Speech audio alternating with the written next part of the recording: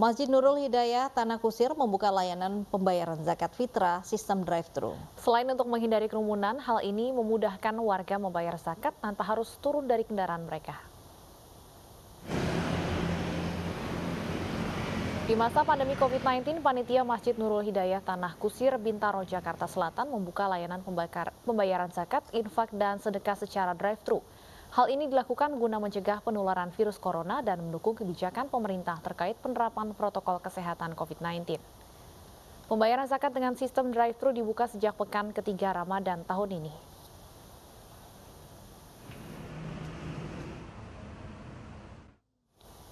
Ya, pemirsa, pandemi COVID-19 membuat Badan Amil Zakat dan pengurus Masjid Nurul Hidayah Tanah Kusir membuka layanan pembayaran zakat sistem drive-thru. Dan untuk mengetahui kondisi terkini, kita sudah terhubung dengan Disa Amora di Tanah Kusir, Bintaro, Jakarta. Ya, selamat siang Disa, bagaimana penerapan sistem drive-thru ini? Ya, Stefani dan juga Lovi, pada masa pandemi COVID-19 ini, Masjid Raya Nurul Hidayah kawasan Tanah Kusir menggelar layanan drive-thru untuk pembayaran zakat. Jadi tentu berbeda dengan tahun-tahun sebelumnya di masa sebelum adanya pandemi COVID-19.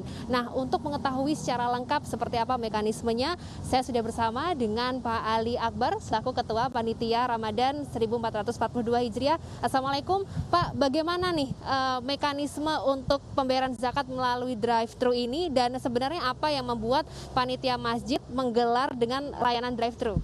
Waalaikumsalam warahmatullahi wabarakatuh. Alhamdulillah, untuk mensiasati kondisi pandemi di negara kita ini dan seluruh dunia ini, ya kita membuat suatu program dengan membayar zakat dengan cara drive-thru dan jemput zakat ke rumah jamaah-jamaah kita yang terdekat yang di lingkungan. Dengan menelpon hotline kita akan jemput.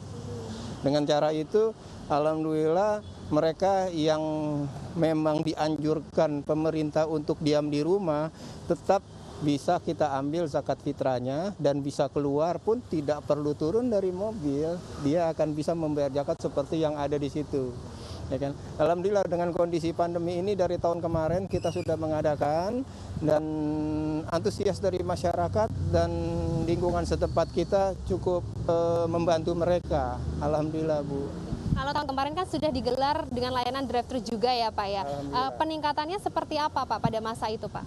Alhamdulillah, peningkatan kita pada saat pandemi tahun lalu itu, sebelum pandemi dan setelah pandemi kita mendapat peningkatan 30% dari zakat fitrah, mal, dan sodakohnya ya.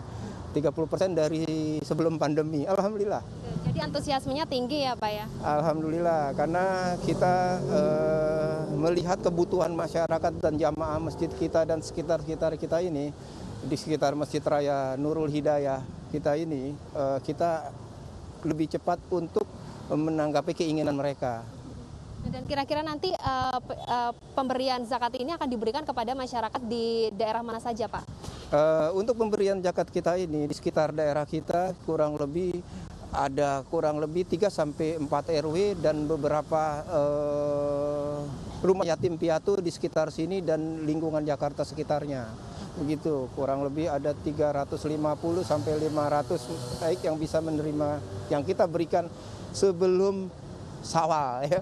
Terakhir pada malam takbiran. Baik, terima kasih Pak Ali sudah menyempatkan waktunya. Dan tentu Stefani, Lovi, ini terobosan yang juga bagus, mengingat ini juga sebagai langkah untuk mencegah penyebaran COVID-19. Dan tentunya diingatkan kepada seluruh umat muslim agar tidak lupa untuk membayar zakat pada bulan Ramadan ini. Stefani, Lovi, kembali kepada Anda di studio. Baik, terima kasih Disa Amora melaporkan langsung dari Bintaro, Tangerang, Banten. Jelang Hari Raya Idul Fitri 1442 Hijriah, pemerintah Kota Bandar Lampung bersama Badan Amil Zakat Nasional Kota Bandar Lampung menyerahkan bantuan 120 ton beras. Bantuan beras disalurkan kepada masyarakat yang tidak mampu di 20 kecamatan. Puluhan warga usia lanjut dari 20 kecamatan di Kota Bandar Lampung mendapatkan bantuan beras dari pemerintah kota dan Badan Amil Zakat Nasional Kota Bandar Lampung. Total 120 ton beras dibagikan secara simbolis di 5 kecamatan. Bantuan beras ini didapatkan dari zakat, infak, dan sedekah para pegawai Pemkot Bandar Lampung dan masyarakat sekitar. Bantuan ini diharapkan mampu meringankan beban masyarakat kurang mampu di tengah pandemi dan menjelang Lebaran. Lebih lanjut, Wali Kota Bandar Lampung mengingatkan masyarakat untuk tetap mematuhi protokol kesehatan. Apalagi saat ini Bandar Lampung memasuki zona oranye. Wali Kota juga mengimbau masyarakat untuk menjalankan sholat Idul Fitri di rumah saja. Terkena, ya harus pakai protokol kesehatan. Jangan meremehkan pakai protokol kesehatan.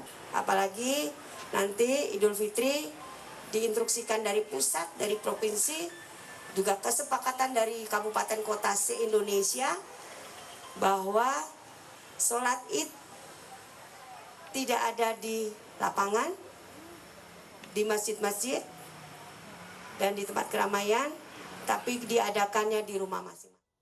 Kontestan Indonesian Idol Special Season menghibur anak panti asuhan sembari ngabuburit. Ainus yang akan kembali dengan informasi selengkapnya sesaat lagi.